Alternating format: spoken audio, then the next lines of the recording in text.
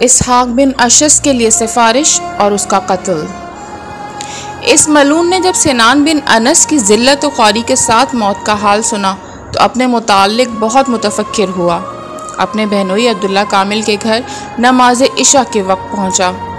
اس کی بہن کی نگاہ جب اس پر پڑی تو دوڑ کر اس کے گلے سے لپٹ گئی اور آنے کا سبب دریافت کیا۔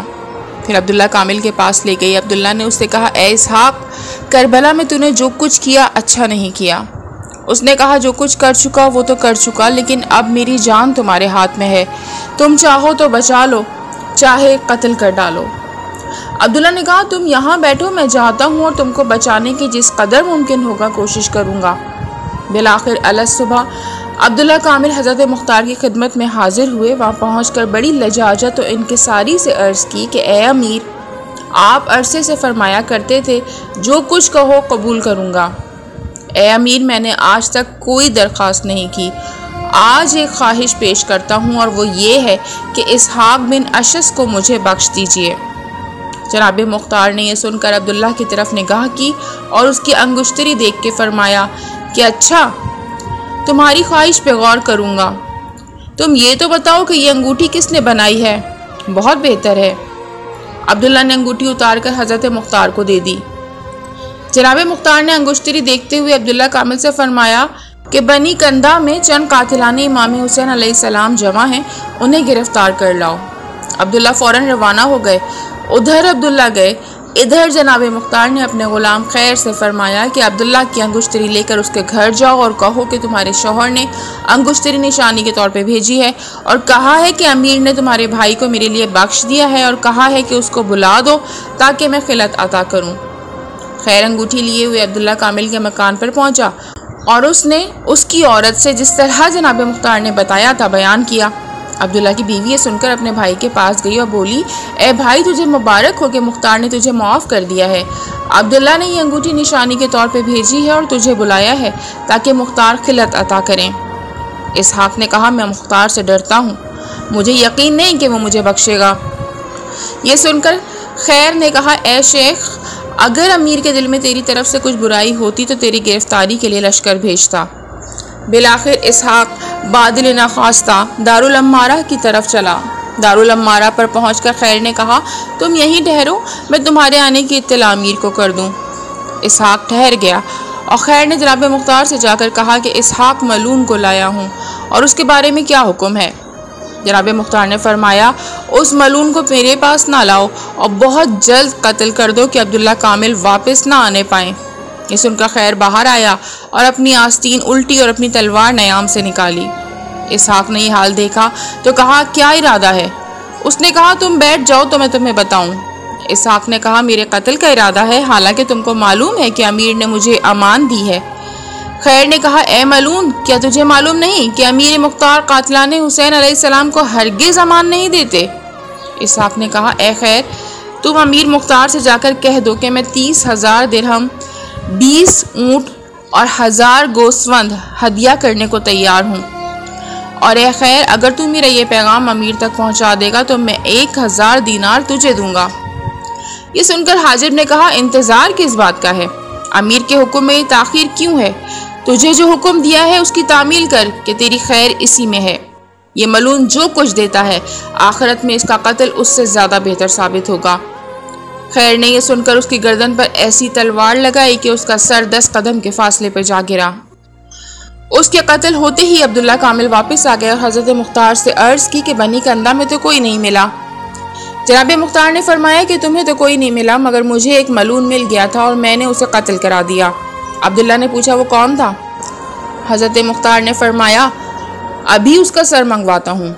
اس کے بعد حکم دیا کہ مقتول کا سر لایا جائے اور یہ سن کر خیر باہر گیا، اسحاق کا سر لے آیا۔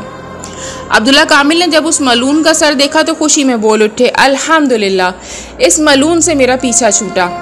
اس کے بعد حضرت مختار سے اجازت لے کر اپنے مکان پر آئے اور وہاں پہنچ کر اپنی زوجہ کو طلاق دے دی جو اسحاق بن اشس کی بہن تھی۔ دوسرے روز جناب مختار کی خدمت میں حاضر ہو کر سارا واقعہ بیان کیا۔ جناب مختار سن کر تخت سے اٹھے، عبداللہ کامل کو سینے سے لگا کے فرمایا، خداوند عالم تمہاری اس پرخلوص خدمت کے عوض جزائے خیر عطا فرمائے۔ بعض کتب میں اسحاق بن اشس کے بجائے قیس بن اشس تحریر ہے۔ اخبار الطوال میں ہے کہ اس نے قطیفہ امام حسین لوٹا تھا۔ قیس ابن حفص شیبانی کا قتل۔ اسی اثنا میں جناب مختار کو ایک شخص نے دربار میں آ کر یہ اطلاع دی کہ قیس بن حفص عورتوں کا لباس پہن کر کوفے سے بھاگا جا رہا ہے۔ وہ چادر اوڑھے ہوئے ہے اور موزہ پہنے ہے، ایک گدھے پہ سوار چلا جا رہا ہے۔ حضرت مختار نے عبداللہ کامل کو حکم دیا کہ اسے جلد گرفتار کر کے لاؤ۔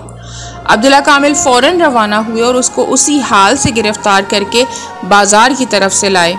اہل بازار اس پر لعنت کرتے تھے۔ الغرض وہ اسی صورت سے دربار میں لایا گیا اور جناب مختار کے حکم سے الٹا لٹکا کر واصل جہنم کیا گیا۔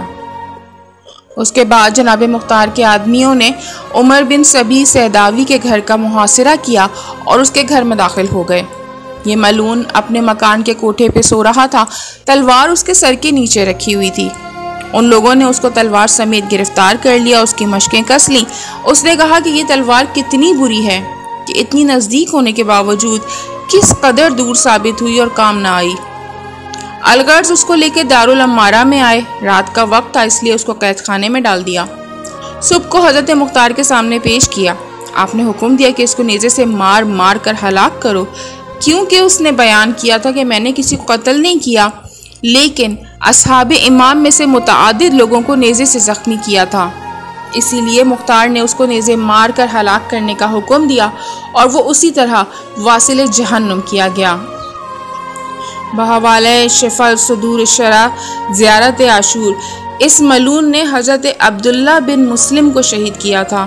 معصوم نے اس پر زیارت میں لعنت بھی فرمائی ہے۔ اسی طرح مالک ابن مسیم بدانی اپنے ہمراہیوں کے ساتھ قادسیہ میں روپوش تھا۔ حضرت مختار کو جب اطلاع ہوئی تو آپ نے اپنے آدمیوں کو بھیج کر گرفتار کرا لیا اور اس سے پوچھا کہ تو کربلا میں امام حسین علیہ السلام سے لڑنے کیوں گیا تھا اور تجھ کو ان کی فریاد پر رحم نہ آیا؟ اس نے کہا میں جبراً بھیجا گیا تھا، خوشی سے نہیں گیا تھا۔ جناب مختار نے حکم دیا کہ اس کو قتل کر دیا جائے۔ الغرض اس کو قتل کر کے واصل جہنم کیا گیا۔